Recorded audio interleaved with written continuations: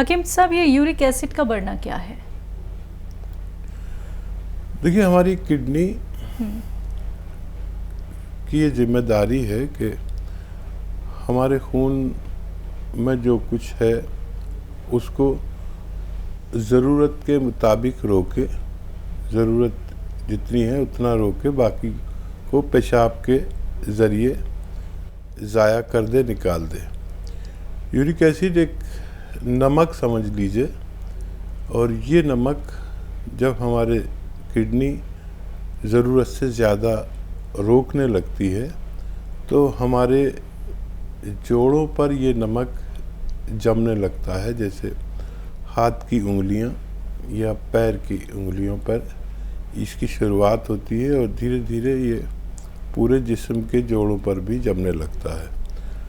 तो uric acid वगैरह ठीक रहे, इसके लिए यूनानी इलाज आप कर सकते हैं। जी, तो हर चीज़ के लिए आप देखिए जगह जगह डॉक्टर्स के चक्कर ना लगाएं, इसलिए ही आपको जोड़ा जाता है यूनानी ट्रीटमेंट से। और हकीम साहब लगातार आप लोगों को वो बातें बता रहे हैं जो आपको जाने बेहद ज़रूरी है। देखिए, जब हम कोई इलाज करते हैं तो नॉलेज होनी बहुत ज़रूरी है। आप लोग जल्दबाजी में कोई फ़ैसला मत लीजिएगा, क्योंकि जब आप यूनानी की तरफ जाएंगे ना, जब आप नुस्खे जानेंगे तो ये बात आप लोगों को बहुत अच्छे से समझ में आएगी कि अभी तक हमने घरेलू नुस्खे क्यों नहीं अपनाए थे, अभी तक हम यूनानी ट्रीटमेंट की तरफ क्यों नहीं गए थे। तो दर्शकों देखिए, कोई भी ट्रीटमेंट अपनाने से पहले जानकारी ज़रूर रख लीजिएगा। जानकारी होती है तो हम बहुत सारी चीज़ों से बच जाते हैं। मैं साइड इफ़ेक्ट की यहाँ पे बात कर रही हूँ। आप लोग दवाइयों का सेवन तो कर लेते हैं, लेकिन आपको साइड इफ़ेक्ट बहुत देर में मालूम होता है। एक बीमारी के लिए दवाई खा रहे हैं, पता चला कि दूसरी बीमारी भी दस्तक दे चुकी है। तो ऐसा बिल्कुल मत कीजिएगा।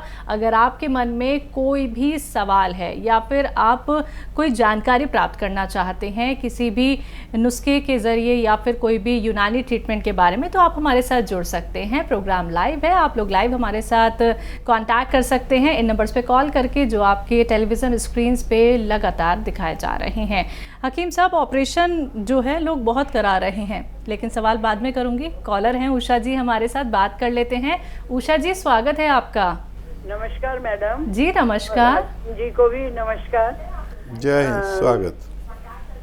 मैडम, हम जो हकीम जी के बताए हुए नुस्खे ले रहे हैं, हमारे पूरे परिवार को काफी फायदा है। लेकिन मेरे को एक दो क्वेश्चन पूछने हैं कि जिनमें मैं कंफ्यूज हूँ। कि हाँ, मेरे हस्बैंड को बताया था, उनको क्लॉट्स हो गए थे सिर में, तो जैतून का नमक और सोडा बताया था। और मेरी लड़की को शुगर है, उसको जैतून का सिरका ले रही है वो। तो क्या मेरा बेटा भी, वैसे तो उसे कुछ नहीं है, ब्लड प्रेशर हाई रहता है, इतना ज्यादा भी नहीं है, लेकिन वो जैतून का वो सिरका ले सकता है वैसे ही? भगवान ने आप लोगों को फायदा दिया, और ये जैतून का सिरके का काम समझ लीजिए, आप खुद समझ जाएंगे लेना चाहिए या नहीं। जैतून का सिरका कोलेस्ट्रॉल का दुश्मन है। कहीं भी चर्बी जमा हो गई है, खून में चर्बी या कोलेस्ट्रॉल बढ़ गया है, तो ये उसको खून से निकाल देता है पेशाब के ज़रिए। एक ये डायबिटीज़ को कम करता है, जैसे बच्ची आपकी ले रही है डायबिटीज़ के लिए, तो डायबिटीज़ को कम करता है। और पहले ये जैतून का सिरका लोग आम तौर पर बगैर किसी बीमारी के हर खाने के साथ 1-2 चम्मच इस्तेमाल करते थे। तो सिरके का चलन ख़त्म हो गया था कुछ दिन बाद, और मैंने लोगों को इसके फ़ायदे बता कर इसका दोबारा से प्रयोग शुरू कराया है, क्योंकि ये आपकी किडनी का भी हिफाजत करता है, आपकी दिल की भी हिफाजत करता है, सुरक्षा करता है, और ब्लड प्रेशर को कम करता है, बढ़े हुए कोलेस्ट्रॉल को रोकता है, और हार्ट ब्लॉकेज या क्लॉटिंग, दिमाग में क्लॉटिंग हो या दिल में क्लॉटिंग हो, यानी ब्लॉकेज हो जाते हैं, उनको खोलना इसका काम है।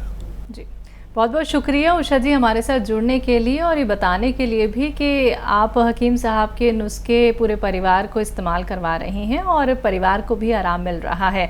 तो शुक्रिया मैम, ऐसे ही हमारे साथ जुड़े रहिए और जैसा कि आपके परिवार को फ़ायदा मिला है तो आप और लोगों तक भी नुस्खे ज़रूर पहुँचाइएगा। वो ज़रूरतमंद लोग जो बीमारियों से परेशान हैं और जो दवाइयाँ अब नहीं खाना चाहते हैं, अब वो सुकून की ज़िंदगी गुजारना चाहते हैं। क्योंकि देखिए नुस्खे अपनाते हैं, कोई साइड इफ़ेक्ट नहीं होता है, किसी तरीके के बड़े बड़े परहेज़ नहीं होते हैं। तो गरीब हो, अमीर हो या मिडिल क्लास हो, हर कोई नुस्खों का इस्तेमाल बहुत आसानी से कर सकता है और ख़ुद को सेहतमंद बना सकता है। हकीम साहब, सवाल की तरफ चलती हूँ। वैसे तो आप किसी भी ट्रीटमेंट की तौहीन कभी करते नहीं हैं, जो इंसान को बेहतर लगता है आप कहते हैं वही आजमा लीजिए। आप यहाँ तक भी कह देते हैं कि चलिए आपको गौनसिया से आराम नहीं मिल रहा या फिर मेरी किसी दवाई से फ़ायदा नहीं मिल रहा तो आप ऑपरेशन करा लीजिए। ये जो ऑपरेशन है हकीम साहब, ये हमने बहुत ज़्यादा अनसक्सेसफुल भी होते देखे हैं, जिसमें बहुत पैसा लगता है। आप एक पूरी पूंजी जो है ऑपरेशन में लगा देते हैं, तो हमें दर्द से राहत क्यों नहीं मिल पाती? हम क्यों ठीक नहीं हो पाते ऑपरेशन के बाद भी? देखिए, ऑपरेशन एक आखिरी इलाज शायद हो सकता हो। लोग, डॉक्टर्स भी और सीधा ऑपरेशन की बात करते हैं। जी जी। यूनानी ऑपरेशन को बचाने की बात करती है। तो ये देखें कि उम्र जब बढ़ती है आदमी की, तो हर शख्स के घुटनों में दर्द होगा, पैरों में दर्द होगा, कमर में दर्द होगा, हाथों में दर्द होगा, मोढ़ों में दर्द होगा, कौनियों में दर्द होगा, गर्दन में दर्द होगा। तो क्या एक आदमी के इतने ऑपरेशन होंगे? यानी हर आदमी क्या ऑपरेशन करा ले? नहीं। ऑपरेशन से पहले आप यूनानी इलाज ज़रूर किया करें। ज़रूरी नहीं है कि आपका ऑपरेशन हो। ऑपरेशन तो जब आप बिल्कुल कोई सूरत नज़र ना आए जब करा सकते हैं। यूनानी बहुत आसानी से जोड़ों के दर्द का इलाज करता है। जोड़ों के दर्द में दुनिया की सबसे बेहतरीन रॉ मटेरियल कच्ची दवा है, जिसको हम गौनसिया कहते हैं। असली ले लिया करें, ये नकली काफ़ी मिलती है। और जिसको भी कमर में, घुटनों में, डिस्क में, कौनियों में, मोढ़ों में कहीं भी दर्द है, गौनसिया आधा ग्राम दिन में 2 बार खाने के पश्चात इस्तेमाल करें, लेकिन असली इस्तेमाल करें तो आपको फ़ायदा मुमकिन है। जी, बात कर लेते हैं आफरीन जी से। आफरीन जी हमारे साथ जुड़ गई हैं, स्वागत है आपका। अस्सलाम वालेकुम मैम। वालेकुम अस्सलाम मैम, कैसी हैं आप? हम ठीक हैं, आप कैसी हैं? जी अल्हम्दुलिल्लाह। अस्सलाम वालेकुम हकीम साहब। आदाब। वालेकुम सलाम। आपकी तबीयत ठीक है? सब बेहतर है, आप बताइए आफरीन जी। जी अच्छा, हमने आपसे परसों सवाल पूछा था, ये क्या बोलते हैं, जकड़न और उसके चक्कर में, कफ के चक्कर में। आपने किसी कॉलर को बताया जिनके निमोनिया था, उनको अलसी और शहद बताया था।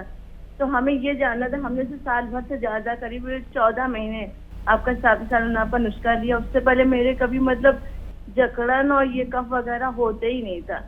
तो 14 महीने करने के बाद अब मेरे ये कफ बहुत निकल रहा है। तो इसकी क्या वजह, जितना कफ निकलता है, ये 8 महीने से ऊपर हो गया, 8-9 महीने से कफ बहुत रहता है। तो कफ डेली निकलता इतना है कि उसकी वजह से, और जकड़न बहुत जल्दी जकड़न ऐसी हो जाती मेरे कि बिल्कुल जैसे सांस नहीं ले पाते हैं, इतनी ज्यादा। और जबकि एलोपैथिक दवा करते हैं कुछ दिन आराम मिलता है, फिर वही दिक्कत हो जाती है। कोई चीज ठंडी हम नहीं खा सकते हैं। तो आपने सब ये अलसी और शहद और सोड बताई थी। तो सोड और अलसी मतलब किस मात्रा में लेनी? जैसे 1 चम्मच अलसी हो जाती है तो सोड कितना लेना है, या दोनों को बराबर लेना है? कैसे लेना है कि जो मेरी ये दिक्कत ठीक हो जाए, या हमें साबिसाना वाला नुस्खा फिर से लेना पड़ेगा? क्या है, क्यों मतलब मेरी ये चीज ठीक नहीं हो रही है? और हम नमक देते हैं, सोडा भी बीपी के लिए लेते हैं। तो अब आप ये बताइए सही से हमें करना क्या?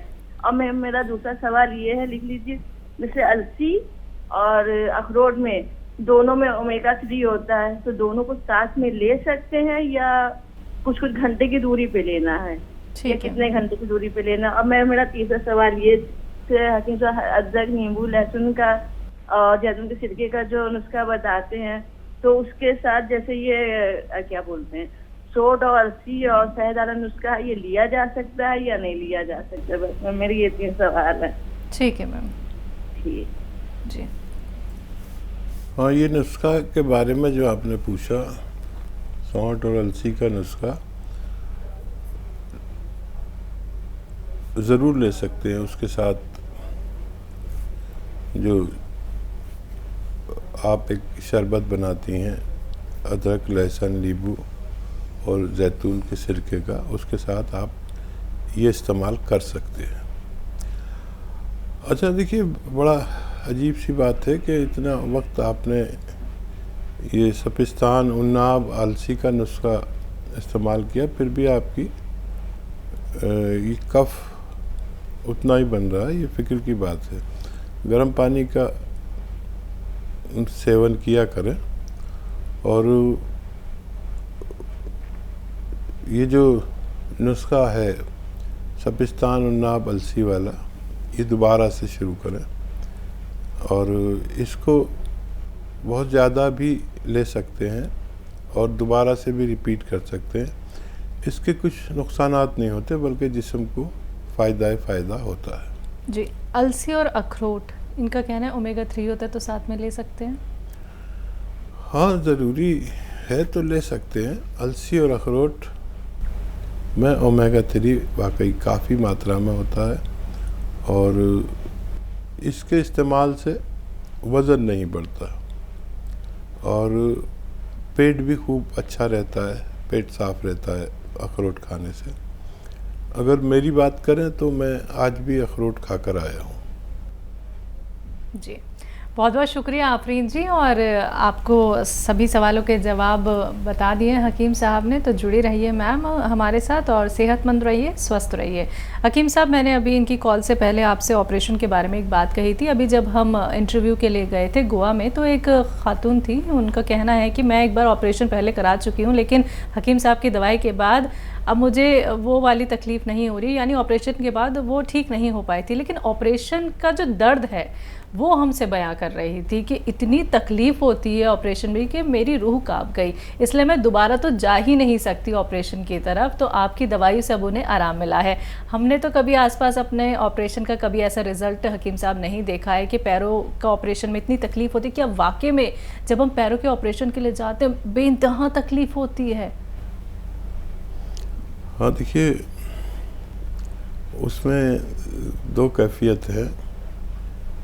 एक तो जो सुन या बेहोश करते हैं, कभी कभी किसी मरीज़ को सुन करने में या बेहोश करने में कुछ कमी रह जाती है और वो ऑपरेशन शुरू कर देते हैं, तो मरीज़ को बहुत तकलीफ़ होती है।